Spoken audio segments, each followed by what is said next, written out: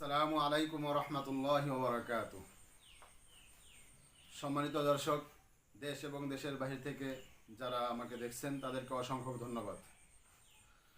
আজ একটি ইম্পর্টেন্ট বিষয় নিয়ে উপস্থিত হয়েছি। এক ভাই প্রশ্ন করেছে, হুজুর, আমি আমার স্ত্রীর সাথে কথা কাটাকাটি করতে করতে এক সময় দুজনের মধ্যে তুমুল ঝগড়া বেঁধে যায়।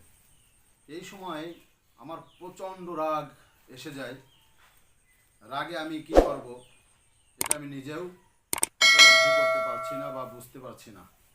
হাতের সামনে যা পাচ্ছি তাই ভেঙে ফেলছি, ফেলে দিচ্ছি, আছাড় দিচ্ছি। যেমন টিভি আশ্রয় ভেঙে ফেলছি, ল্যাপটপ আশ্রয় ভেঙে ফেলছি, ফ্রিজে যায় 2-3 বাড়ি মারছি, ফ্রিজও ফেটে ফুটে নষ্ট হয়ে গেছে। তো এমতো অবস্থায় স্ত্রীর উপর রাগ হয়ে আমি কি করতেছি নিজেও জানি না, এত রাগ হয়েছে আমার। পরে স্ত্রীকে 3 তালাক দিয়ে দেই। এর দ্বারা কি আমাদের বৈবাহিক সম্পর্ক চিরতরে ছিন্ন হয়েছে, নাকি আমাদের বৈবাহিক সম্পর্ক এখনও অটুট রয়েছে? অনুগ্রহপূর্বক জানাবেন।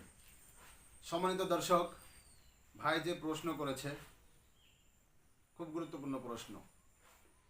কেউ যদি প্রচণ্ড রাগের অবস্থায়, প্রচণ্ড রাগটা কেমন, রাগ হওয়ার পরে সে নিজের দামি দামি জিনিস ভেঙে ফেলছে, নষ্ট করে ফেলতেছে, তার ওদিকে ভ্রুক্ষেপ নাই, এক পর্যায়ে এসে পাগলের মতোই হয়ে গেছে, বা এক কথায় সে পাগলের মতোই হয়ে গেছে।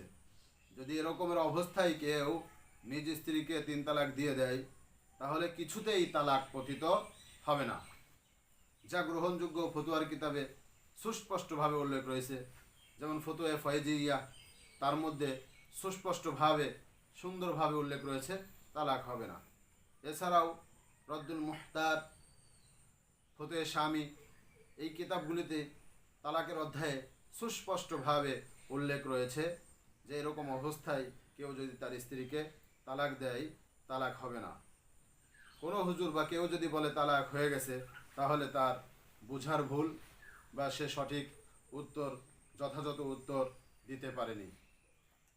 এজন্য কেউ যদি এরকম অবস্থা হয়ে যায়, কারো যদি এরকম অবস্থা হয়ে যায় বা করে ফেলে, তাহলে বৈবাহিক সম্পর্ক ছিন্ন হবে না, তালাক হবে না, নিজ স্ত্রীকে নিয়ে ঘর সংসার করতে পারবে, এর দ্বারা কোনো সমস্যা হবে না। আশা করি আপনারা সঠিক উত্তর পেয়েছেন। আজ এ পর্যন্ত কি শেষ করছি, আবার পরে দেখা হবে। আসসালামু আলাইকুম।